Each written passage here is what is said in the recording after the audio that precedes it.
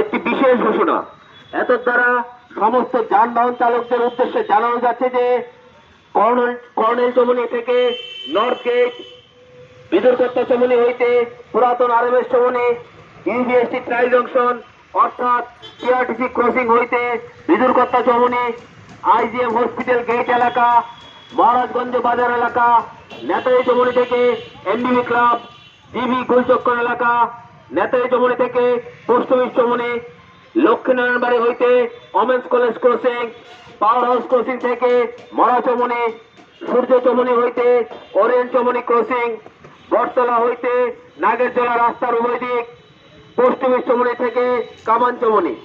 এই জায়গাগুলিতে রাস্তার দুপাশে কোনো প্রকার যানবাহন পার্কিং করা যাবে না।